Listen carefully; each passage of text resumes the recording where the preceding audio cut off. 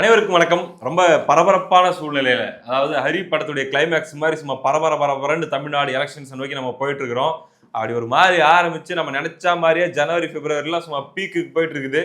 Almost கூட்டணிலாம் finalise ஆயிடுச்சு. இன்னும் திமுக காங்கிரஸ் அவங்க அங்கேயே இருப்பாங்களா இல்லை போட்டுட்டு வெளியே போகுமான்ற ஒரு விஷயம் மட்டும் கன்ஃபார்ம் பண்ண வேண்டியது இருக்குது. மற்றது எல்லாமே செட்டில் ஆயிடுச்சு. இந்த சூழல்ல உண்மையிலேயே களத்தில் யார் முந்துகிறார்கள் அப்படின்ற ஒரு விஷயத்தையும் நம்ம பார்க்கணும்.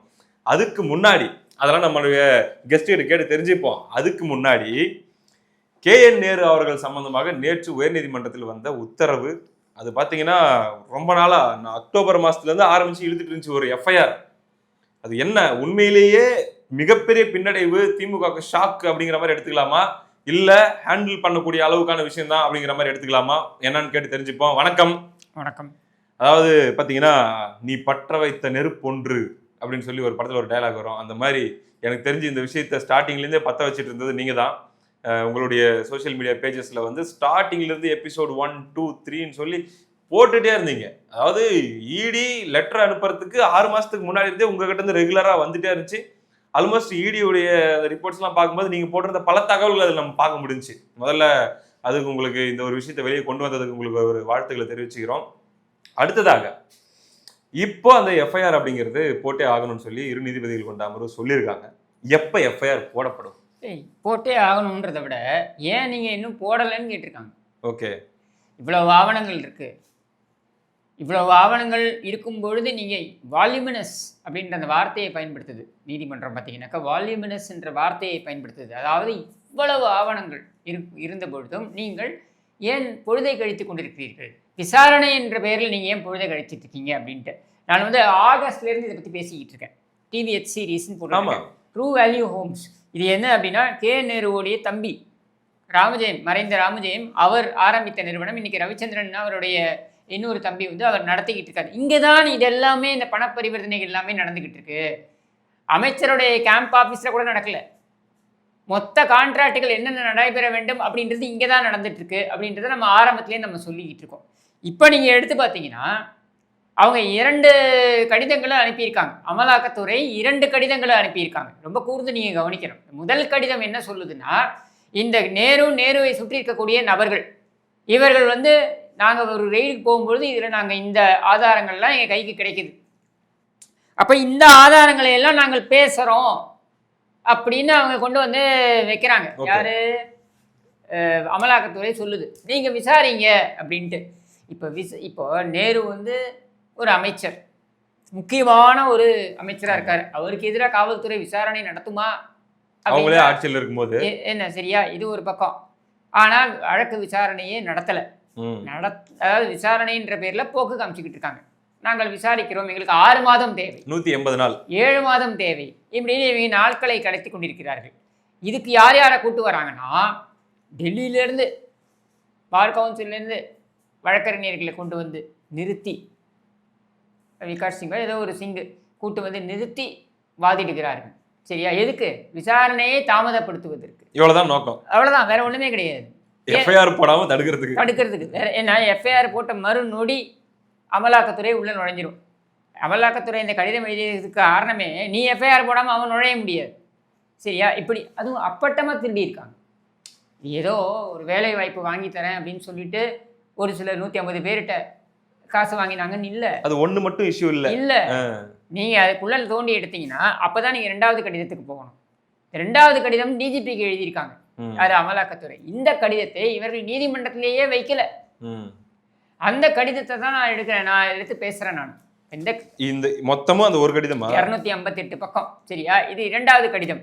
இதை இவங்க நீதிமன்றத்திலே சமர்ப்பிக்கல. சரியா? இது என்ன சொல்லுது அப்படின்னு பார்த்தீங்கன்னா, பக்கம் 51 நீங்க போனீங்கன்னா முக்கியமானது, கட்சி பணம் என்கிற பெயரில் ஆட்சியில் இருக்கின்ற கட்சி, அதாவது benefit of the party in power bribes, கட்சி பணம் என்கிற பெயரில் பெறப்பட்டிருக்கிறது.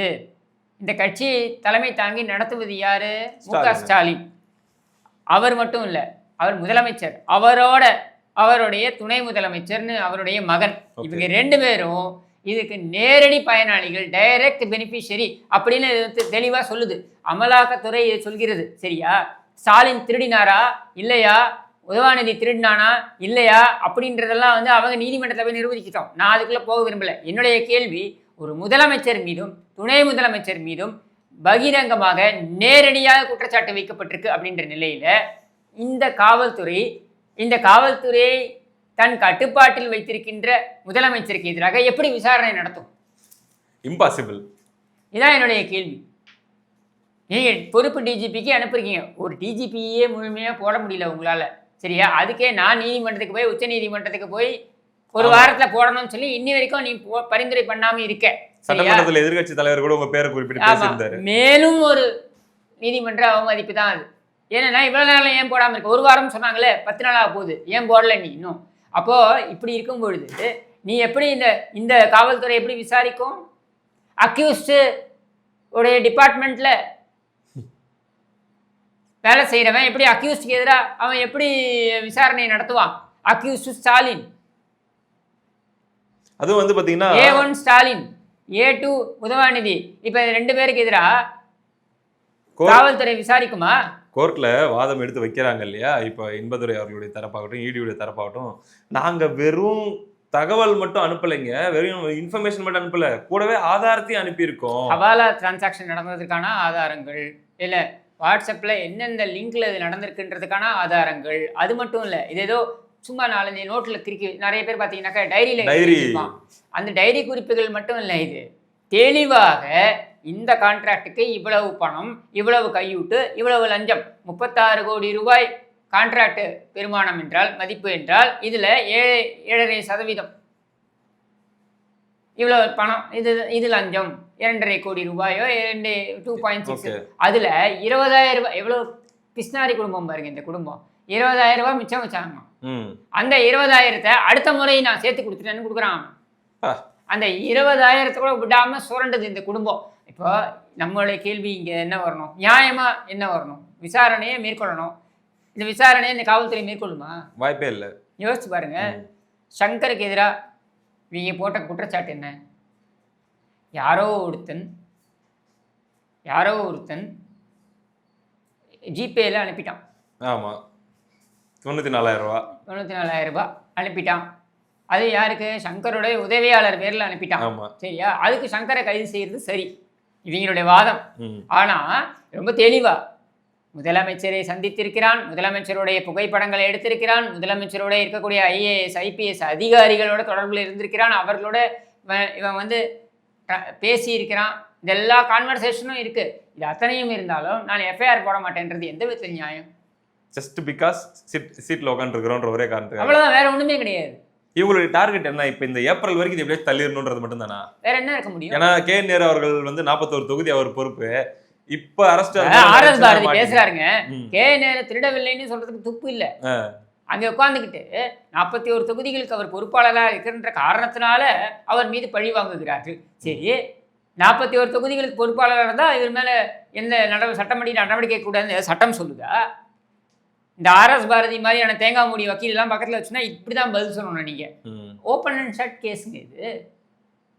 கெஜ்ரிவால் எப்படிங்க கைது பண்ணாங்க? கெஜ்ரிவால் டெல்லி முதலமைச்சர், ஆப்ஷன் விடுறாங்க. எதுக்கு? லைசன்ஸுக்கு. எதுக்கு?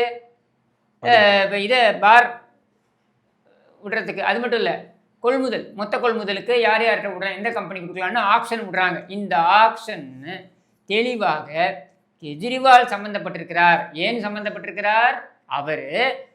அவர் கட்சி பேர்ல வாங்கியிருக்காரு. அப்படியேதான் இங்க அதேதான். இத்தனைக்கும் கெஜ்ரிவால் எப்படி பண்ணியிருக்காருன்னா, அவர்கிட்ட இந்த மொபைல் போன் எல்லாத்தையும் டெஸ்ட்ராய் பண்ணிட்டார். அதாவது ஒரே ஆண்டுல 375 மொபைல் போனை வாங்கியிருக்காரு. 375 மொபைல் போனையும் உடைச்சிட்டார். உடைச்சிட்டு வெளில போட்டார். சரியா? இதுதான். அப்போ அவர் மீது குற்றச்சாட்டு என்ன? கட்சி பேர்ல வாங்கியிருக்கிறது அம்பலமானது. கைது செய்யப்பட்டார். கிட்டத்தட்ட 1 வருஷம் அவர் சிறையில இருந்தார். சரியா? உனக்கும் அதே நிலைமை தான். யார் சொல்றீங்க? முதலமைச்சருக்கு சொல்றீங்க. ஆமா, ஸ்டாலினை நேரடியா குற்றம் சாட்டுது. சிம்பதி வந்துருங்க. வரட்டுங்க. மக்கள் புரிஞ்சுக்கிட்டோங்க. அவங்களுடைய பணம் வேலையை வாங்கி தரேன்னு சொல்லி 1 லட்சம் பேரை வந்து தேர்வு எழுத வச்சுட்டு அதுல 35 லட்சம் 20 லட்சம் 40 லட்சம் ஆளுக்கு போஸ்டிங்க்கு வாங்கி போட்ட பணங்க. அது எக்ஸாமுக்கு முன்னாடியே இவங்களுக்கு எல்லாம் கேண்டிடேட்ஸ்க்கு நோட்டிபிகேஷன் கொடுத்துட்டாங்களாமே, உங்களுக்கு போஸ்டிங் கொடுத்தாச்சு அப்படின்ட்டு. அதுவும் எங்க டைப் பண்றாங்க? ஆபீஸ்ல உட்கார்ந்து, டிவிஹெச் ஆபீஸ்ல உட்கார்ந்து ட்ரூ வேல்யூ ஹோம்ஸ் இருக்கு இல்லையா, அங்க உட்காந்து டைப் பண்ணி அனுப்புறாங்க. யோசிச்சு பாருங்க. அவன் அந்த 1,00,000 பேர் எவ்வளவு அவனை பைத்தியமாக்கிட்டீங்கல்ல நீங்க. சிம்பத்தி வரட்டுங்க, அந்த 1,00,000 பேர் மேல வரட்டும், அனுதாபப்படட்டும். நான் என்ன சொல்றேன், இதெல்லாம் செய்த ஸ்டாலின் மீது நீங்கள் அனுதாபப்பட போகிறீர்கள் என்றால் அனுதாபப்படுங்கள். கடவுள் தான் உங்களை காப்பாற்ற முடியும். நான் கருணாநிதி மாதிரி சோற்றால் அடித்த பிண்டங்கள்னு மக்களை சொல்ல போறது இல்லை. நான் சொல்றேன், நீங்க யோசிச்சுக்கோங்க. இதெல்லாம் செய்ததுக்கு அப்புறமா அவர் மீது நீங்க அனுதாபப்பட போகிறீர்கள் என்றால் அனுதாபப்படுங்கள். ஓகே, நான் மறுபடியும் ஸ்ட்ரைட்டாவே வந்துடுறேன். ஏன்னா நம்ம பார்க்கக்கூடிய நண்பர்களும் சரி, பார்வையாளர்களும் சரி, கேட்க விரும்புற ஒரு இவ்வளவு திருடுறாங்க, சரியா? இவ்வளவு திருடுறாங்க, வெளிப்படையா திருடுறாங்க, கேள்வி கேட்க ஆள் இல்லை. நீங்க சொல்றீங்க நான் தான் வெளியிட்டேன்ட்டு. வெட்கப்படணும் சார். இதுக்கு நான் தான் வெளியிட்டேன்னு சொல்றதுக்கு நான் யாரு? ஒரு தனி நபர். நான் வெளியிடணுமா? இதை ஏன் நான் வெளியிட்டேன் தெரியுமா? உங்க மீடியாக்கள் எதையுமே வெளியிட தயாரா இல்லை. இதான் உண்மை. அது வெளியிட்ட சூழ்நிலைகள்ல நீங்க என்னென்ன விலை பேசப்பட்டீங்க, உங்களுக்கு என்ன மாதிரி மிரட்டல்கள் வந்துச்சு, எல்லாமே நம்ம எல்லாம் ஒரு பக்கம் வைங்க. அதை பத்தி நான் கவலைப்படல. நான் என்ன விட்டுருங்க, சரியா? இது என்னை உயர்த்தி பேசுவதற்காக நான் அதை பார்க்கல, சரியா? சாதாரணமா இருக்க எனக்கே தகவல் வரும்பொழுது மீடியாவுக்கு வராதா? அவங்க போட ரெடினா அவ்வளோ வரும். இருக்கு, வந்திருக்கு. அவங்க போட மறுத்தாங்க. இதான் உண்மை, சரியா? நான் ஒன்றும் பெரிய அப்படியே உளவு புலி, என்கிட்ட தான் எல்லாம் கிடச்சிச்சுன்னு நான் சொல்ல போகிறது இல்லை. சாதாரணமாக ரோடில் இருக்கக்கூடிய ஒரு சாமானியனை தான் என்ன நான் பார்க்குறேன். எனக்கே என்னிடமே இந்த தகவல் வருதுன்னா மீடியாக்களுக்கு போயிருக்காதுன்னு நினைக்கிறீங்களா? போயிருக்கு. 2 விஷயம் நடந்திருக்கும். ஒன்று என்னென்னா, இது எங்கள்கிட்ட வந்திருக்கு அப்படின்னு சொல்லி பணம் வாங்கி செட்டில் ஆகியிருக்காங்க. இல்லைன்னா இதை நம்ம போட்டு ஏன் நம்ம பகச்சிக்கணும் அப்படின்னு சொல்லி அவாய்ட் பண்ணிட்டாங்க. இது 2 தான் நடந்திருக்க முடியும், வேற ஒன்றும் கிடையாது. இதில் நான் சொல்கிறது, நீங்கள் என்னை கங்க்ராச்சுலேட் பண்ணாதீங்க. என்னை பெருமையாக பேசுறதுக்கு எதுவுமே இல்லை. நீங்கள் காரி துப்ப வேண்டியது மீடியா. மக்கள் பார்த்துட்டு இருக்கிறாங்க, அவங்க முடிவு பண்ணணும். அதான். அடுத்ததாக இன்னொரு விஷயம், நீங்கள் மீடியா பற்றி சொல்லும் போது ஞாபகம் வருது. நேற்று உயர்நீதிமன்றத்தில் உத்தரவு.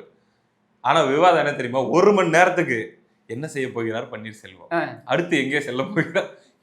5 பேர் சேர்ந்து 1 மணி நேரத்துக்கு இதை என்ன பேசிக்கிறீங்க? போக்கிடம் இல்லாமல் ரஜினிகாந்த் வீட்டில் ரத்தா ரஜினிகாந்த் கோலுக்கு கூப்பிட்டாங்கன்னா 4 மாமிங்களோட போய் சுண்டலுக்கு சாப்பிட்டு இருக்கான். அவன் இல்லை, அவனை எல்லாம் ஒரு ஆளுன்னு உட்காந்துன்னு இவங்க விவாதம்.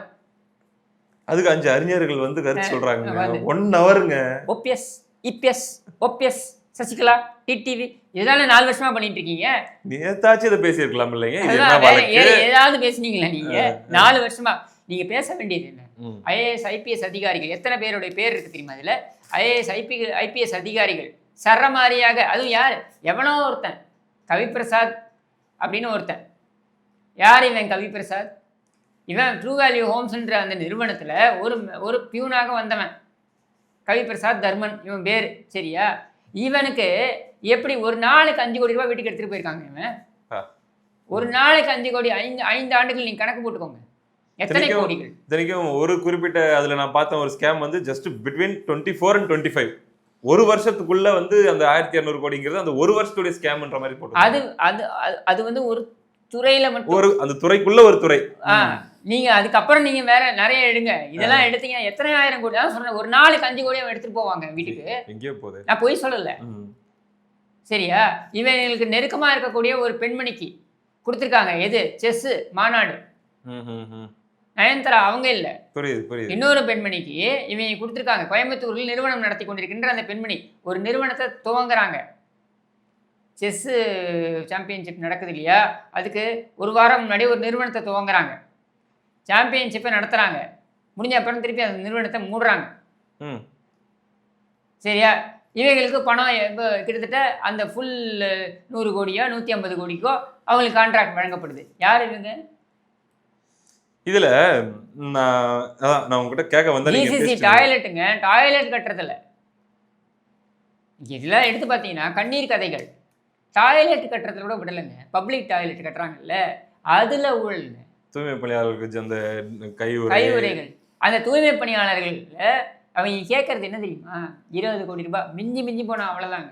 இந்த ஒரு வருஷமா போராடிட்டு இருக்காங்க. ஒரு வருஷத்துக்கு அவங்களுக்கு பணி நிரந்தரத்திலேருந்து ஆரம்பித்து அவங்க கேட்கறது வெறும் 20 கோடி ரூபாய். இவன் டாய்லெட்டில் மட்டும் சென்னையில் மட்டும் இவன் கொள்ளையடிச்சிருக்கிறது 800 கோடி ரூபாய் ஒரே ஆண்டில், ஒரே கான்ட்ராக்டில், ஒரே ஆண்டில் ஒரே கான்ட்ராக்டில். இதை எங்கே போய் சொல்கிறது? யார் கேள்வி கேட்குறது? இது எல்லாமே கட்சி பணம்னு சொல்லி அங்கேயும் போயிருக்கு, அவங்களும் பயனாளிகளா இருக்காங்க இந்த மாதிரியான விஷயங்கள் எல்லாம். கட்சி பார்ட்டி ஃபண்டு பிஎஃப்னு போட்டு பார்ட்டி ஃபண்டுன்னு வாங்குறாங்க. இந்த கட்சி விளங்குமா? பாட்டிலுக்கு 10 ரூபாய் சம்பாதிச்சு படம் எடுப்பீங்க. ஆகாஷ் பாஸ்கரன், இன்பநிதி இவங்க எல்லாம் படம் எடுப்பானுங்க 500 கோடி 600 கோடின்னு. இல்லை இது தொழில் பண்ணி இவங்க குடும்பத்தை வளர்த்துப்பாங்க. அந்த பக்கம் கட்சி நடத்துறதுக்கு இந்த மாதிரி கொள்ளையடிப்பீங்களா? ஆள்றதுலேருந்து பேழ்றது வரைக்கும் எதையும் விடலைங்க இவங்க. புரியுது. அத்தனையும் ஊழல். இதை விட ஒரு டேம்னிங் ரிப்போர்ட் இருக்க முடியுமா? முதலமைச்சர் துணை முதலமைச்சர் காரி துப்பி இருக்காங்க.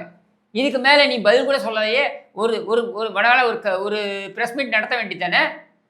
அதாவதுங்க, மக்கள் கேட்க விரும்புகிற கேள்வி, இப்போ உங்ககிட்டே கூட மக்கள் கேட்குற விரும்புகிற கேள்வி என்னென்னா, தப்பு நடந்திருக்கு எடுத்து காட்டுறீங்க, இவ்வளவும் பேசுகிறோம், இந்த மாதிரி சோஷியல் மீடியாலே யூடியூப்லேயே தான் பேச முடியுது, இதை தாண்டி இது போக மாட்டேங்குது. ஆனால் இது பெரிய பேசு பொருள் ஆகணும், இது எல்லாருக்கும் போய் சேரணும் அப்படின்னா நடவடிக்கை பாய்வது தான் எல்லாரையும் பேச வைக்கும்.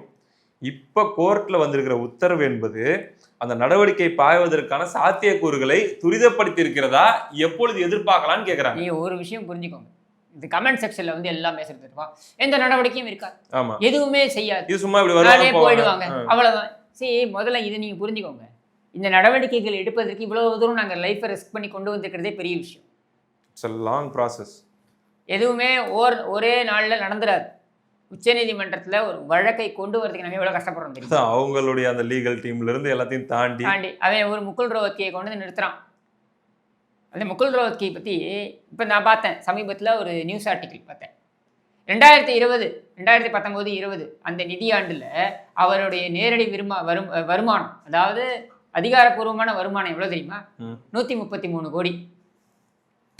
2019 2020 மட்டும் அவருடைய நேரடி வருமானம் 133 கோடி. இந்த ஆண்டு இத்தனைக்கும் கோர்ட் எதுவும் ஃபங்க்ஷன் ஆகல, கோவிட் டைம் வர்ச்சுவல் கோர்ட் மட்டும்தான், விவிஐபி கேசஸ். சரியா? அதில் மட்டுமே இப்படி செலவு பண்ணக்கூடியவங்களை ஏற்றி எப்படிங்க நீங்கள் போராடுவீங்க? நீ போய் ஒரு ஹியரிங், ஒரு பெரிய சீனியர் வக்கீலை நீங்கள் கொண்டு போய் அங்கே நிறுத்தணும்னா குறைந்தபட்சம் நான் சொல்றது அதிகம் இல்லை, குறைந்தபட்சம் 10 to 15 லட்சம் ஒரு ஹியரிங்க்கு நீ செலவு பண்ணணும். சட்டம் அந்த மாதிரி தான் இருக்கு. நான் வந்து இவ்வளவு போராடி இவ்வளவுலாம் கொண்டு வந்து நிறுத்துறோம், சரியா? அதையும் நீங்க நக்கல் நையாண்டி பண்றீங்க. இதெல்லாம் நடவடிக்கை எடுக்க மாட்டாங்க. நடவடிக்கை எடுக்க வைக்கணும், நம்ம எல்லாம் சேர்ந்து தான் அதை தொடர்ந்து போராடணும், சரியா? அப்போ எடுக்க மாட்டாங்க அப்படின்பா, யாருக்கு இல்லைன்னு போயிட்டே இருக்க வேண்டியதான். ஒரு பக்கம் பணம் மேலே பணம் எடுத்துன்னு இருப்பான், ஒரு பக்கம் அந்த குடும்பம் கொள்ளையடிச்சுன்னு இருக்கும், நம்ம வேடிக்கை பார்த்துட்டு இருக்க வேண்டியதான். நீங்க என்ன சொல்ல வரீங்கன்னா, குறைஞ்சபட்சம் இந்த செய்தியை கேள்விப்படுறோம், நீங்க ஒரு 4 பேர்ட்ட சொல்லுங்கன்ற குறைஞ்சபட்சம். நான் சொல்றதை நீங்க செய்தியை சொல்லுங்க, சொல்லாம போங்க. குறைந்தபட்சம் உங்களுடைய கடமையாற்றுங்கள், போங்க வாக்களிங்க. இந்த மாதிரியான ஒரு கேவலமான ஒரு கும்பலை வந்து நம்ம ஆட்சியில் வைத்திருக்க வேண்டுமா அப்படின்றது நீங்க யோசிங்க. புரியுது, சரியா? அவனை சிறைக்கு கொண்டு போவது எப்படி, அவனை வந்து அக்கௌண்டபிள் ஆக்குறது எப்படி அப்படின்றது நாங்கள் யோசிக்கிறோம். நான் விட மாட்டேன், சரியா? இந்த கேசஸை நான் பர்சீவ் பண்ணி நான் கொண்டு போவேன் கடைசி வரைக்கும். அதில் ஒன்றும் எனக்கு ஒன்றும் இதில் பயப்படுறதுக்கோ இல்லை இவங்கள்ட்ட போய் டீலிங் பேசுறதுக்கோ எனக்கு அவசியமே கிடையாது. இந்த கேடுகட்ட குடும்பத்திற்கு எதிரானவன் நான், சரியா? அப்போ நான் அதை பற்றி நீங்கள் ரொம்ப கவலைப்பட வேண்டாம், அல்லது உங்கள் கவலைகளை எல்லாம் நான் மதிக்கிறேன். ஆனால் உங்கள்கிட்ட நான் கேட்குறதுனா உங்கள் மனசாட்சி இதெல்லாம் ஒப்புக்கொள்கிறதா? புரியுது இல்லைங்க. நம்ம குறைந்தபட்சம் நான் என்ன சொல்கிறேன், இவன் கைதாரானா, ஸ்டாலின் கைதாராப்லையா, இல்லை அந்த உதவாநிதி அவன் கைதாரானா, அவன் சிறைக்கு போகிறானான்றதை விடுங்க. குறைந்தபட்சம் இவெல்லாம் ஆட்சியில் இருக்கணுமா? இல்லைங்க, நம்ம வீடியோக்களை பார்க்கக்கூடிய மக்களில் வந்து பெரும்பாலானவங்க உங்களுடைய அதே உணர்வுகளை பிரதிபலிக்கக்கூடியவங்களா தான் இருக்காங்க. நம்ம அவங்களையும் குறை சொல்ல முடியாது. அவங்க நான் யாரையும் குறை சொல்ல, அதுக்கு அப்பாற்பட்டு இல்லை சொல்லல. நான் கேட்கறது என்னன்னா, நீங்க சும்மா வந்து அதெல்லாம் நடக்காது, இதெல்லாம் நடக்கும் இப்படியே பேசிட்டு போனா இதுக்கு பின்னாடி இருக்கிற அவ்வளோ சேலஞ்சஸையும் நீங்க புரிஞ்சுக்கோங்க. நாங்கள் எவ்வளோ போராடி இதை கொண்டு வரோம், இதை கொண்டு வந்து நிறுத்துறோம், சரியா? இப்படி இது கொண்டு வந்து நிறுத்தி சண்டை நாங்கள் போட்டு தான் இருக்கோம். அதுதாங்க வாழ்க்கை, சண்டை போட்டுட்டு தான் இருக்க முடியும். ஏன்னா நீங்கள் ஓவர் நைட்டில் இதெல்லாம் 75 ஆண்டுகளாக பரம்பரையாக திருட்டை ஒரு குலத்தொழிலாகவே மாற்றி வைத்திருக்கின்ற கும்பல். இந்த கும்பலை எடுத்து நீங்கள் அவ்வளோ சீக்கிரம் வெற்றி அடைஞ்சிட முடியுமா? இது என்ன திரைப்படமா? இன்டர்வல் வரைக்கும் வில்லன் ஜெயிப்பான், இன்டர்வலுக்கு அப்புறம் ஹீரோ ஜெயிக்கிறதுக்கு இது என்ன திரைப்படமா? போராட்டங்க ஒவ்வொரு முறை சுப்ரீம் கோர்ட்டில் கொண்டு வரணும்னா எவ்வளோ கஷ்டப்படுறோம் தெரியுமா? நீண்ட நெடிய சட்ட போராட்டம், அவ்வளோ ஈஸியாக முடியறது கிடையாது. ஆனால் நாங்கள் போராடுவோம். குறைந்தபட்சம் இவர்கள் ஆட்சி அதிகாரத்தில் இல்லாமல் செய்யக்கூடிய மக்களுக்கு அது உங்கள்கிட்ட இருக்கு. அதை நீங்க பயன்படுத்திங்கன்னு தான் நான் சொல்றேன், வேற எதுவும் நான் சொல்லலை. ஸோ தேர்தலுக்கு முன்போ தேர்தலுக்கு பின்போ அவர்களை வந்து அவர்களுக்கு செய்த தவறுக்குரிய தண்டனை வாங்கி தர பொறுப்பை நாங்க ஏத்துக்கிறோம். வரலாறில் இல்லாத அளவுக்கு திருட்டு. ம். அதாவது முன்னெல்லாம் இலைமறை காயா நடக்கும்வாங்க, இந்த கையூட்டு பெறுவது இதெல்லாம் இலைமறை காயா நடக்குதுன்னுவாங்க. இது பகிரங்கமா நேரடியா நடக்குதுங்க. புரியுது. அண்ட் இதுல என்ன ஏன் தெரியுமா இது பகிரங்கமா நேரடியா நடக்குது? முன்னாடிலாம் ஏன் இலைமறை காயா நடந்தது தெரியுமா? அப்படி ஏதாவது ஒன்று நடக்குதுன்னு தெரிஞ்சா கூட ஏதாவது ஒரு ஊடகவியாளர் ஏதோ ஒரு இடத்துல அதை கொண்டு வந்து நியூஸை பிரேக் பண்ணுவான். ஆமா. அதனால பயம் இருந்தது. இன்னைக்கு எதுவுமே கிடையாது, யாருமே கேள்வி கேட்க முடியாது. நம்ம தமிழ்நாட்டு மீடியா சொல்லவே வேண்டாம். ஆட்டு கத்தல் கத்திட்டு இருக்க, இது ஆகஸ்ட்லேருந்து கத்திக்கிட்டு இருக்க, இன்னி வரைக்கும் நியூஸ் எடுக்கலைன்னா நீ எடுத்து பாருங்க. புரியுது. அப்போ நீங்கள் புரிஞ்சுக்கலாம். அப்போ அவன் தைரியமாக தான் பண்ணுவான் அதை. அதான் எந்த அளவுக்குன்னா ஐயா ஸ்டாலின் அவர்கள் சொல்றாரு, நேத்து சொல்றாரு, திருடுவது என் உரிமைன்னு அவன். அடுத்தது அதாவது ஜெயிச்சிட்டோம் ஆல்ரெடி, ஜஸ்ட் எத்தனை ஓட்டு வித்தியாசத்துலன்னு தெரிஞ்சுக்கிறதுக்காக எலெக்ஷன் ஒண்ணு நடக்க போகுது, அவ்வளவுதான் நம்ம ஜெயிச்சிட்டோம்ன்றாங்க. காரணம் என்ன சொல்றாங்கன்னா, நான் ஒரு திமுகவுடைய பிரமுகர்கிட்ட பேசும்போது, கடைசி 45 நாள்ல 9,000 ரூபாய் நாங்க கொடுத்துருக்கிறோம். ஜனவரி மாசம் 1000, பொங்கலுக்கு 3000, பிப்ரவரி மாசம் 5000, மொத்தம் 9,000 நாங்க கொடுத்துருக்கிறோம்ப்பா. எப்படி மறந்துட்டு வந்து எங்களுக்கு ஓட்டு போடாம போயிருவாங்க? இங்க வீட்டு பக்கத்து வீட்டுல இருக்கு, இந்த ஆபீஸ் பக்கத்து வீட்டுல அவரு போன்ல பேசிட்டு இருக்காரு. செந்தில் பாலாஜி ஓவர் நைட்ல அதுல கான்ட்ராக்டர் பிடிச்சாரு, 5,000 கோடியை கொண்டு வந்து வச்சுட்டாரு. அந்த 5,000 கோடியில இருந்து கவர்மெண்ட் கொடுத்துருச்சு. செந்தில் பாலாஜி வரைக்கும் ஒன்றும் யாரும் அது அசைக்க முடியாது. பெருமையா இது பெருமையா? இதை பெருமை என்று நீங்கள் நினைக்க போகிறீர்கள் என்றால் மக்களுடைய பார்வைக்கே விட்டுறோம். புரியுது. என்ன சொல்ல வரீங்க ஐயா ஸ்டாலின் அவர்களுடைய அந்த ஹை லெவல் கான்ஃபிடன்ஸுக்கு உங்களுடைய பதில்? ஏன்னா ஐயா எடப்பாடி பழனிசாமி அவர்கள் சொன்னாரு ஒரு 2 மாசத்துக்கு முன்னாடி ஒரு பரப்புரையில பேசும்போது, நம்ம இந்த ஓட்டு கேட்க போகும்போது இதுல பாதி பேர் இருக்க மாட்டாங்க, உள்ள இருக்க வேண்டிய இடத்துல இருப்பாங்கன்ற ஒரு விஷயத்த அவ்வளவு கான்பிடென்ட்டா சொன்னாரு. அதனாலதான் நண்பர்களும் கேட்கறாங்க கமெண்ட்ல என்ன நடக்க போகுதுன்னு. உங்களுக்கு இன்னும் கொஞ்சம் டெக்னிக்கலா தெரியுமே, கொஞ்சம் சொல்லுங்கன்னு தான். எப்படி பார்க்கலாம், என்ன சொல்ல வரீங்க? கான்ஃபிடென்ட்டா இருந்தா நீயே வர எல்லாரையும் தேடி தேடி போய் சேர்த்துக்கிட்டு இருக்க.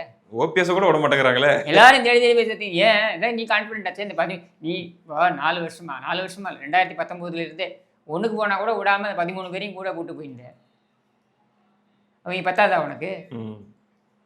சரியா? அப்ப ஏன் இன்னொன்னு சேர்த்துக்கிற? அதனால தெரியுதுல உன்னுடைய பயம் அது.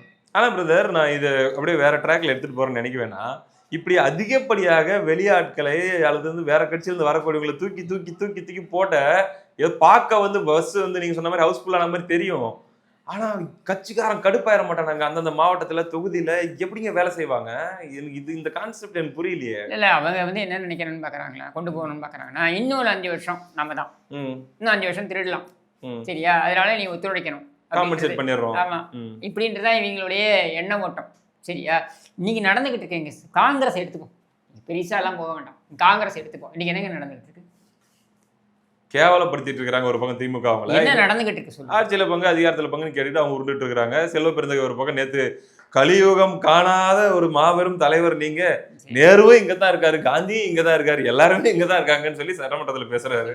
என் கேள்விக்கு ரொம்ப சிம்பிளா நான் பதில் சொல்லிருக்கலாம். நீங்க ஏன்னா உங்களுக்கு ஆட்சியில பங்கு தந்தால் நான் கூட்டணியில் இருப்போம், ஓகே, இதானே நீங்க சொல்றீங்க. அப்ப எதுக்காக நீங்க போராடுறீங்க? மக்களுக்காகவா, உங்க கட்சிக்காக? ஆட்சியில் பங்கு தந்து ஸ்டாலின் திருடினால் பரவாயில்லையா? இதை எப்படி எடுத்துக்கிறது? காங்கிரஸோடைய இந்த போராட்டம் என்பது காங்கிரஸுக்கான போராட்டம், மக்களுக்கான போராட்டமா? இது காங்கிரஸோட சர்வைவலுக்கான போராட்டம். உன் கட்சியில உனக்கு எம்எல்ஏ சீட்டு தரணும், உனக்கு எம்பி சீட்டு வேணும், உனக்கு கூடுதல் எம்எல்ஏ சீட்டு வேணும்ன்றதுக்காக நீ போராடிட்டு இருக்க. நீ மக்களுக்காக இன்னைக்கு கூட போராடல. நீ சமீபத்தில் திமுக கூட்டணியில் இணைஞ்ச கட்சியும் அதே கான்செப்ட் தான். எப்படி இந்த மக்கள் ஏற்பார்கள்? ஒண்ணு பிரேமலதா என்ன சொல்றாங்க? என் கட்சிக்கு அங்கீகாரம் வேண்டும், அதனால் நாங்கள் செல்கிறோம். இப்போ உன் கட்சிக்கு அங்கீகாரம்ன்றது தான் இப்போ தமிழ்நாடோட பிரச்சனையா? பிரதர், நான் இந்த இடத்துல ஓப்பனாக ஒரு விஷயம் சொல்கிறேன். நான் காலையிலேருந்து நிறைய நம்ம ஆட்கள்கிட்ட, சாதாரண நம்ம டீ கடைக்கு போகிறோம் வரோம், நிறைய பேர் நானாக பேச்சு கொடுக்கலைங்க, நான் உட்காந்துருப்பேன், பேச்சு நடக்கும். என்னங்க அப்படி ஒரு நெகட்டிவிட்டிங்க, நான் நம்பவே இல்லை. இதெல்லாம் சும்மா நம்ம சோசியல் மீடியாவில் ஒரு நெரேட்டிவ்காக பேசுவோம் செய்வோம் அப்படின்ற மாதிரி சில பேர் சொல்லுவாங்க. ஆனால் என்ன கடைக்காரரும் அதுதான் சொல்கிறாரு. எல்லாருமே என்னன்னா, என்னப்பா இப்படி போய் திமுக கூட்டணியில் போய் சேர்ந்துருக்காங்களேன்ட்டு சோசியல் மீடியா ஒரு பக்கம் ஓப்பன் பண்ணி பார்த்தா அவ்வளோ வீடியோஸ் ஃப்ரம் டிஎம்டிகே தொண்டர்கள், இது அசிங்கம், அவமானம், நாங்கள் வேலை செய்ய முடியாதுன்னு சொல்லி பெரிய ஒரு இதாக மாதிரி. நீங்கள் அப்படி பார்க்குறீங்க, நான் இன்னொரு வாடி பார்க்குறேன், நான் இன்னொரு இதில் பார்க்க ஆங்கிள் இருந்து பார்க்குறேன். என்கிட்ட எப்படிங்க விட்டீங்க? ஏங்க நீங்கள் அது எல்லாம் பிடிச்சா வச்சுக்க முடியும், பிடிச்சா வச்சுக்க முடியும். சரி, நீங்கள் தேமுதிக அதிமுக கூட்டணியில் இருந்தால் அதிமுக கூட்டணிக்கு கூடுதல் பலம், எந்த கட்சி இருந்தாலும் பலம். ஆனால் தேமுதிக இல்லைன்றனால பலவீனமா? ஒன்றும் கிடையாது. சரியா? நீ நீ இருந்தால் பலம், இல்லைன்னா so புரியுது. what? இப்போ அதுக்காக உன்னை வந்து தக்க வைக்கிறதுக்காக உனக்கு நீ கேட்கறதெல்லாம் கொடுக்க முடியுமா? 1/2% என்னவோ அதுதான் செய்ய அதுதான் முடியும். பண்ண முடியும். நீ அதுக்கு மேலே நீ வானத்தை நீ எதிர்பார்ப்பது உன் உரிமை. சரியா? நீ எதை வேணாலும் ஆசைக்கு எல்லையே இல்ல கிடையாது. இல்ல. ஆசையெல்லாம் பூர்த்தி செய்யறது எங்களுடைய வேலை கிடையாது. ஆனா முரசு நிக்கிற 10 தொகுதி வரல நான் கேள்விப்படுறேன் 8, 9ன்ற மாதிரி கேள்விப்படுறேன். அதான் சொல்றேங்க, நீங்க 10 கொடுங்க. இல்ல நீங்க நிறைய பேர் சொல்லுவாங்க பிரேமலதா வந்து பேரம் பேசினார்ன்ட்டு. எல்லா கட்சியும் தான் பேசுறாங்க. நான் அதுக்குள்ள போக விரும்பல. நான் கேட்கறது என்னன்னா, பிரேமலதா அவர்கள் இதற்கெல்லாம் பதில் சொல்லட்டும். அண்ணா பல்கலைக்கழகத்து மாணவியுடைய அந்த பாவம், அதை பிரேமலதாவும் சேர்ந்து சுமக்க போகிறார்களா?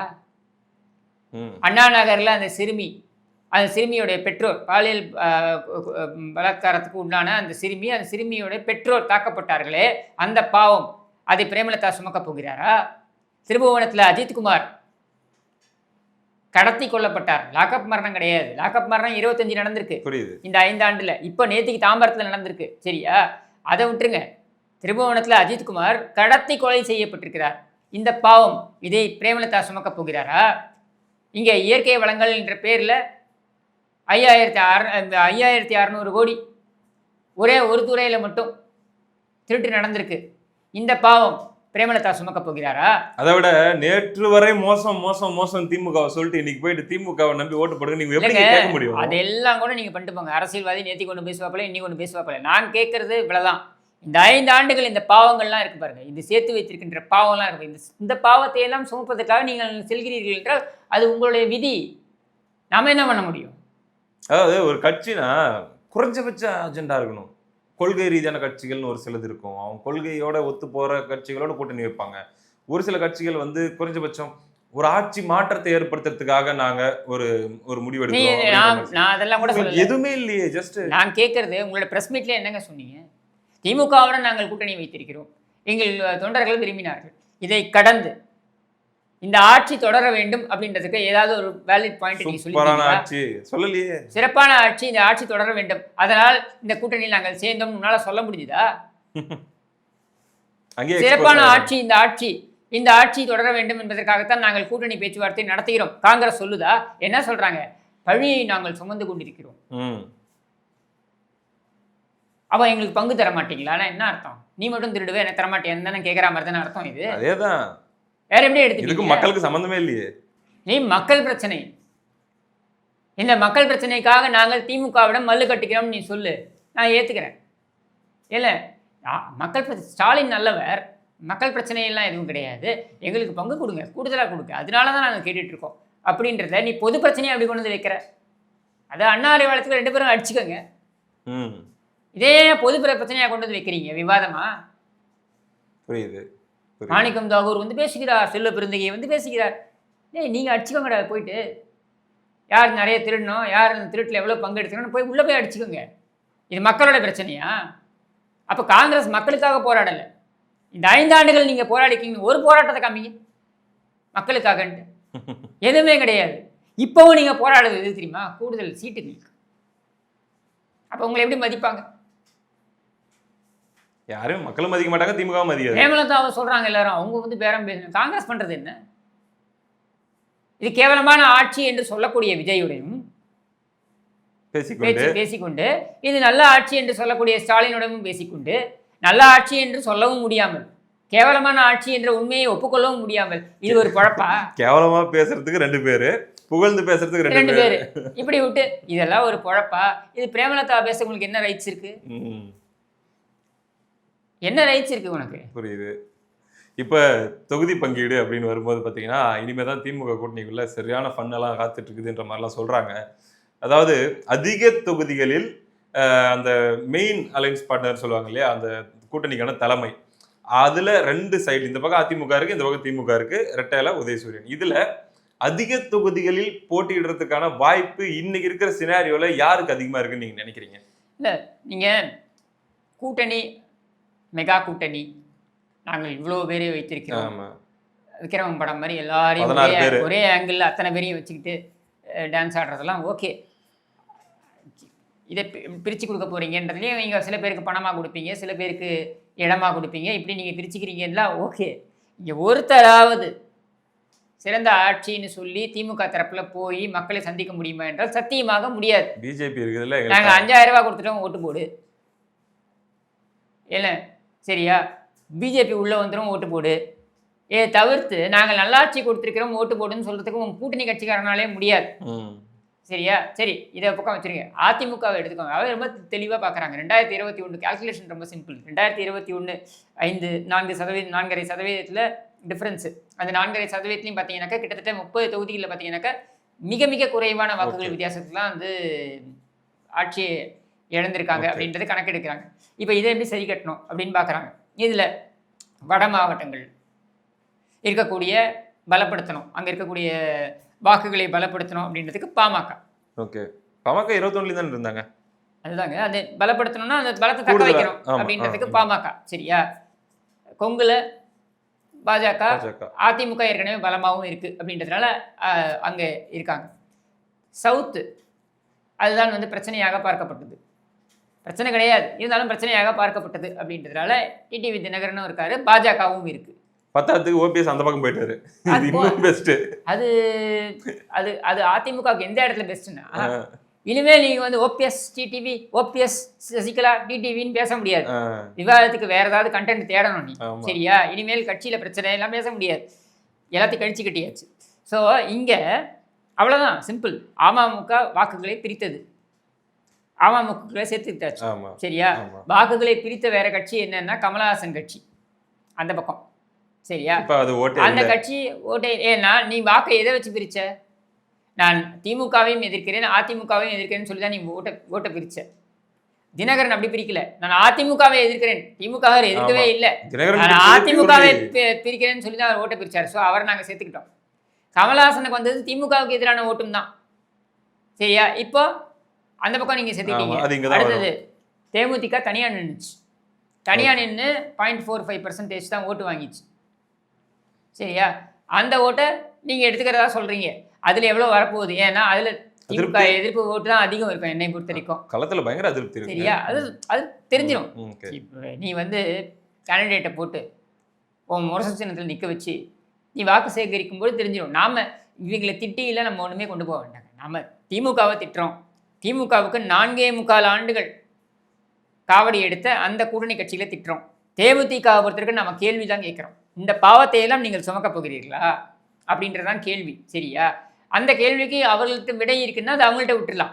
இப்போ நாம கொண்டு போகிறது என்ன? ரொம்ப சிம்பிள். நாம கிட்டத்தட்ட 13-14 தொகுதி கொங்குல நம்ம இழந்தோம். 21 அதுல பாதி நம்ம மீட்டு எடுத்துடணும். குறைஞ்சது பாதியாச்சும் மீட் எடுக்கணும். எடுத்துட்டோம்னா 90% ஸ்ட்ரைக் ரேட் அங்க பண்ணிட்டோம். வடக்குல நம்ம வந்து போலரைசேஷன் இருக்கு. அந்த போலரைசேஷன்ல நம்ம கிட்டத்தட்ட 30-40 தொகுதிகள் நம்ம எடுத்துடலாம். அதாவது அதுவும் கம்பேரிட்டிவ்லி லாஸ்ட் டைமோட பெட்டரா பெர்ஃபார்ம் பண்ணனும். கூடுதலா ஒரு 8 தொகுதி 10 தொகுதி வின் பண்ற மாதிரி எடுத்துட்டு போணும். டெல்டால ஒரு 10 தொகுதி வரைக்கும் எடுக்க முடியும், அதுக்கு மேல எடுக்க முடியாது. ஏன்னா வீக்கா இருக்கும் நம்ம இன்னைக்கு இருக்கிற நிலைமையில. சவுத்துல நீங்க பாத்தீங்கன்னா கடந்த முறை வந்து 12 இல்ல தொகுதி எடுத்தோம். இந்த முறை வந்து அதை டபுள் கொண்டு போக முடியும். இதெல்லாம் நம்ம வைத்து பார்க்கும்போது மிக அமைப்பதற்கான மார்ஜின் காஞ்சிபுரம், திருவள்ளூர் இந்த பகுதிகளில் பார்த்தீங்கன்னா கொஞ்சம் வீக்காக இருக்கும். இருந்தாலும் அங்கேயும் நம்ம வந்து ஒரு 5-7 தொகுதி வரைக்கும் எடுக்கலாம். எப்படி பார்த்தாலுமே 160-170 தொகுதி வரைக்கும் போகிறதுக்கான வாய்ப்பு அதிகமாக இருக்கு. அதுதான் அதிமுக சைடு கான்ஃபிடென்ட்டா இருக்கு. அதை வந்து 200 வரைக்கும் கொண்டு போகிறது எப்படி அப்படின்றதுக்கு தான் நம்ம வேலை செஞ்சுக்கிட்டு இருக்கோம். நமக்கு வந்து சிந்தாமல் சிதறாமல் நம்மளுடைய நோக்கம் அவ்வளவுதான். சரியா, இதில் திமுக ஒழிய வேண்டும் என்று, அதாவது இந்த ஆட்சியிலிருந்து திமுக ஒழிக்கப்பட வேண்டும், அகற்றப்பட வேண்டும் என்று நினைக்கக்கூடியவர்களை நம்ம சேர்த்துக்கிறோம். சரியா, அதுக்கு அவங்களுக்கு என்ன விலைனா நான் சொல்றது பணம் கிடையாது. அவங்களுக்கு என்ன மதிப்போ அந்த மதிப்பை தான் நம்ம கொடுக்க முடியும். இவங்களுடைய ஆசைக்கெல்லாம் நம்ம கொடுக்க முடியாது. சரியா, அது நம்ம தெளிவா இருக்கும். இப்போ இதில் இருக்கக்கூடிய நயினார் நாகேந்திரன் அவர்களோ அல்லது டிடிவி தினகரனோ அன்புமணி ராமதாஸோ மிக தெளிவாக இருக்கிறார்கள். ரொம்ப ஸ்மூத்தா தான் போயிட்டு இருக்கு. எல்லாருமே என்ன சொல்றாங்க? திமுக அழிக்கப்பட வேண்டும். சரியா, எதிர்த்தரப்புல திமுக என்ன பண்ணுது? இதுல எப்படி குழப்பத்தை உண்டாக்கலாம் அப்படின்ட்டு அந்த பக்கம் ஓபிஎஸ்ஐ வைத்து பிரிக்கலாமா, சசிகலா வைத்து பிரிக்கலாமா, இந்த பக்கம் மருத்துவர் ராமதாஸ், சீனியர் ராமதாஸ் எல்லாரும் நீதிமன்றத்துக்கு போவோம். எதுக்குன்னா கேள்விப்பட்டிருக்கோம், நீதிமன்றத்துக்கு போவாங்க. எதுக்குன்னா அந்த சின்னத்தை முடக்கி வைக்கணும்னு. ம். மருத்துவர் ராமதாஸ் ஒருபடி மேலே போயிட்டார். தேர்தலையே முடக்கி வைக்கணும்னு போய் பார்த்தா. எனக்கு சின்ன விஷயம் ஃபைனலைஸ் ஆகிற வரைக்கும் தேர்தலே முடக்கி ஏன் வைக்கணும். உன் குடும்ப பிரச்சனை சால்வ் ஆகிற வரைக்கும் நாங்கள் மக்கள் ஓட்டு போடக்கூடாதா? என்னங்க இது? சரியா? இப்படியெல்லாம் இதை எல்லாமே வந்து இப்போ சசிகலாவை எடுத்துக்கோங்க. என்ன உன் பிரச்சனை? இவ்வளோ நாள் நீ என்ன சொல்லிட்டு இருந்த? கட்சி நன்றாக இருக்க வேண்டும். இன்னைக்கு அந்த கட்சிக்கு எதிராகவே நீ நிற்க போறியா? நிக்க மாட்டாங்கன்னு நினைக்கிறேன், பார்க்கலாம். என்னன்னா அவங்களோட பிரச்சனை, நம்ம பிரச்சனை கிடையாது. நம்மளை பொறுத்தவரைக்கும் நம்ம நம்மளை பொறுத்தவரைக்கும் நம்மளுடைய இலக்கு தெளிவாக இருக்கிறோம். அதை நோக்கிய பயணமும் தெளிவாக இருக்கும். சரியா? திக்கற்று திக்கு இல்லாமல் என்ன பண்ணணும்னு தெரியாமலாம் இல்லை. நம்ம பார்த்தது என்ன? ஓட்டு எங்கே பிரியுதுன்னு பார்த்தோம். ஓட்டு பிரியிற இடத்துலாம் சேர்த்துட்டோம். ஓகே. நம்ம பொறுத்தவரைக்கும் தினகரன், அன்புமணி ராமதாஸ், பிஜேபி, இதை 3 இனஃப். மற்ற கட்சிகள் அந்தந்த ரீஜன்ஸ்க்கு கரெக்டாக செட் பண்ணியிருக்காங்க. மற்ற கட்சிகள் இதோட இணக்கமாக பயணிச்சுட்டு இருக்கோம். சண்டை சச்சரவு எதுவுமே கிடையாது. ஸோ அந்த பக்கம் பார்த்தீங்கன்னா தீப்பெட்டி, டார்ச் லைட்டு, முரசு, அது இதுலாம் இங்கே வந்து 3-4 சிம்பிள் தான், பட் மேஜரா அப்படியே இருக்கும் அப்படின்ற மாதிரி நீங்க பாக்குறீங்க.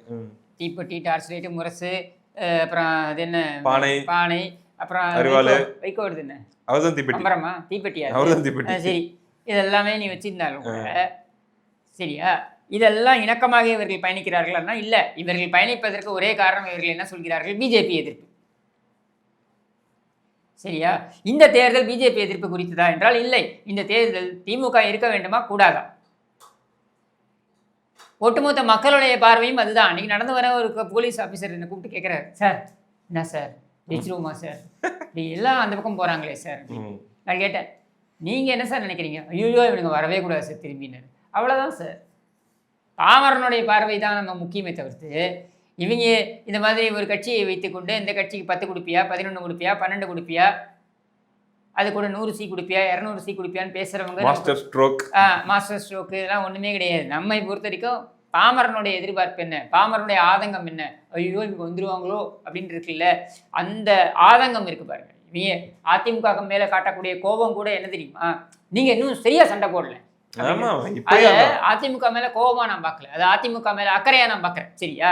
அதையும் அதிமுகவோட சப்போர்ட்டா தான் நான் பார்க்கறேன். அப்போ இங்க நான் பார்க்கக்கூடியது என்னன்னா, இந்த ஆதங்கம் இருக்குல்ல, இந்த ஆதங்கம் தான் நாம வந்து அறுவடை செய்ய வேண்டியது. இன்னொன்னு நான் ஒரு விஷயம் உங்ககிட்ட இந்த இடத்துல ஷேர் பண்ணணும்னு நினைச்சேன். ஒரு பொலிட்டிக்கல் அனலிஸ்ட் கிட்ட தான் பேசிட்டு இருந்தோம், நீங்க கூட இருந்தீங்க, ஆனா உங்களுக்கு ஞாபகம் இருக்கான்னு தெரியல. அவர் சொன்னாரு, சத்தீஸ்கர்ல போயிட்டு அவர் கள நிலவரம்லாம் எடுக்கும்போது கேட்குறவங்க எல்லாருமே பார்த்தீங்கன்னா யார் ஜெயிப்பாங்கன்னு கேட்டா காங்கிரஸ் அப்படின்னு தான் சொன்னாங்களாம். ஏன்னா பர்செப்ஷன்ல கூட்டணி கணக்கெல்லாம் பார்க்கும்போது அவங்க கிட்ட தான் நிறைய அணிகள் இருக்காங்க, இல்லை வெயிட்டா இருக்காங்க போது மக்கள்கிட்டே கேட்டாலும் யாருங்க ஜெயிப்பாங்க அப்படின்னு கேட்டா காங்கிரஸ் தான் ஜெயிக்கும்னு கேட்டாங்களாம். நீங்க ஓட்டு போடுவீங்களான்னு கேட்டா ஐயோ நான் போட மாட்டேன் அப்படின்னாங்களாம்.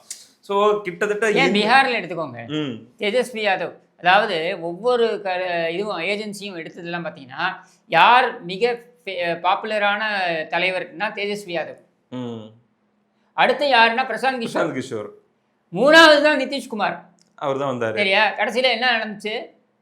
அவர் தான் வந்து உட்கார்ந்தாரு. பிரசாந்த் கிஷோரால 3% வாக்கு கூட வாங்க முடியல. தேஜஸ்வி யாதவால 30 சீட்டு கூட ஜெயிக்க முடியல. இல்ல அதான் நான் பாக்குறேன். என்னன்னா டிஎம்கே வந்து அந்த பர்செப்ஷனை வந்து மெயின்டைன் பண்ணணும்னு படாத அவஸ்தைப்பட்டு பெருசா டீம் வந்து உருவாக்கிட்டு இருக்கிறாங்கல்ல. ஓ திமுக ஜெயிச்சிரும் அப்படின்ற மாதிரி அவங்களே ஒரு தோற்றத்தை உருவாக்குறாங்கல்ல. இதுவே வந்து இப்படி திமுக ஜெயிச்சிருமோன்ற பயத்திலே வந்து எல்லாரும் மாத்தி போடுறாங்க. ஒரு எக்ஸாம்பிள் சொல்றேங்க, இவங்க எப்படி திமுகன்றதுக்கு சொல்றேன் நான். கருணாநிதி சமாதி திறந்தாங்க தெரியுமா? லோக்சபா தேர்தலுக்கு முன்னாடி தான் திறந்தாங்க. ஓகே. அன்னைக்கு இவர் இல்லைங்க, யார் நம்ம செல்வ பெருந்தகை, அவர் அங்கே இல்லை தெரியுமா? அன்னைக்கு டெல்லி கூப்பிட்டாங்க. யாரு? ராகுல் காந்தி. ஓகே. அன்னைக்கு டெல்லி கூப்பிட்டார், நீ அங்கே இருக்கக்கூடாதுன்னு ஓப்பனிங். அன்னைக்கு எதுக்கு நீ 6 சீட்டு 5 சீட்டு தருவேன்னு சொல்றீங்களா, நீ வா அங்கே வா அப்படின்னு கூப்பிட்டாங்க. அதுக்கப்புறம் அவசர அவசரமாக 10 சீட்டுன்னு மாற்றினாங்க. ஓகே. ஸோ ஆட்டம் இன்னும் முடியவில்லை. ஸோ இது ஆட்டம் முடியவில்லை அப்படின்றத விட நாம் இங்கே சொல்கிறது என்னன்னா, திமுக பொறுத்த வரைக்கும் இவங்க பயத்தில் தான் நீ எல்லாரும் ஆட் பண்ணிக்கிட்டு இருக்க. அது எல்லாருமே பேச ஆரம்பிச்சிட்டாங்க. உனக்கு பயம், நீ உனக்கு நல்லா தெரியுது, நீ எப்படி பார்த்தாலும் வரமாட்டப்பா. நீ எவ்வளோ பெரிய கூட்டணியை வைத்திருந்தாலும் இங்கே நல்லா புரிஞ்சுக்கோங்க, நீ எண்ணிக்கையை கூட்ட கூட்ட கூட்ட சரியா? ஆன்டி இன்கம்பன்சி, அதாவது ஆட்சியாளர்களுக்கு எதிரான ஒரு மனநிலை இருக்கு பாருங்க. அந்த மனநிலையை நீ மாற்ற முடியாது. எண்ணிக்கை இந்த பக்கம் கூடும். 2011ல எலெக்ஷனுக்கு முன்னாடி பர்சன்டேஜ் மட்டும் கூட்டி பார்த்தா அவங்க அணி வந்து 50% பக்கம் இருந்த மாதிரி இருந்துச்சு. ஆமா. அதன் அடிப்படையில தான் அவங்க அந்த அந்த ஆமா. கூட்டணியை சேர்த்தாங்க. எப்படி வந்துச்சு ரிசல்ட்? வர்றவங்களை எல்லாம் உள்ள சேர்த்துக்கிட்டு பத்திரிகை வைக்க போனாருங்க ராமதாஸ். கருணாநிதிக்கு பத்திரிகை வைக்க போனாரு. கதவை பூட்டி உள்ள உட்காந்து அந்த ஆள் எதிர்பார்த்ததே 28 தொகுதி தான். இவங்க 32 தொகுதி கொடுத்து அனுப்பிச்சாங்க. சரியா? பாமகவுக்கு. சரியா? இப்படி எல்லாரையும் கூட்டு குறை வச்சு அது மாதிரி தான் இப்பவும் பண்றாங்க. சரியா? இதுல வேற இவங்க பெருமை பீத்தல் வேற. அதாவது என்னன்னா, அன்றைக்கு பழம் நழுவி பாலில் விழும் என்று சொன்ன கருணாநிதியுடைய கனவை நினைவாக்கி விட்டார். அன்னைக்கு அவர் பழம்னு சொன்னது எதை? 10% இருந்த தேமுதிக. இன்னைக்கு நீ துரத்தின் போய் கொண்டு வந்திருக்கிறது என்ன? 0.4% இருக்கக்கூடிய தேமுதிக. அன்னைக்கு பழம் இவ்வளவு பெருசு இருந்துச்சு, இன்னைக்கு இது இவ்வளவு பெருசாயிடுச்சு. ரெண்டுத்துக்கும் வித்தியாசம் இல்லையா? இதை நீ பெருமையா வேற பேசுறியா? நிறைய கூத்துகள் நடந்துட்டு இருக்குது. அநேகமாக அடுத்து வரக்கூடிய நாட்களும் வாரங்களும் பயங்கர சுவாரஸ்யமா இருக்கும்னு நினைக்கிறேன். இவங்க ஜெயிக்கணும் இவங்க தோக்கணும்ன்றது எல்லாத்தையும் தாண்டி ஒரு அரசியல் பார்வையாளராக இதெல்லாம் வேடிக்கை பார்க்குற ஒருத்தவங்களாக பார்த்தீங்கன்னா அவ்வளோ ஒரு என்டர்டெயின்மெண்ட்டாகவும் இருக்குது. பார்ப்போம். நிறைய விஷயங்களை ஷேர் பண்ணியிருக்கீங்க. மக்கள் சிந்திக்கிறதுக்கு நிறைய விஷயங்கள் சொல்லியிருக்கீங்க. உங்களுடைய முயற்சிகள், நீங்கள் எடுத்துகிட்டு இருக்கிற சட்ட போராட்டம் எல்லாமே வெற்றி அடையணும் அப்படின்னு சொல்லி உங்களுடைய நல்ல நோக்கங்கள் நிறைவேற உங்களுடைய வாழ்த்துக்களை தெரிவித்துக் கொண்டு உங்களுடைய நேரத்தை செலவிட்டு உங்களுடைய கருத்துக்களை பகிர்ந்து கொண்டதுக்கு ரொம்ப நன்றி பிரதர்.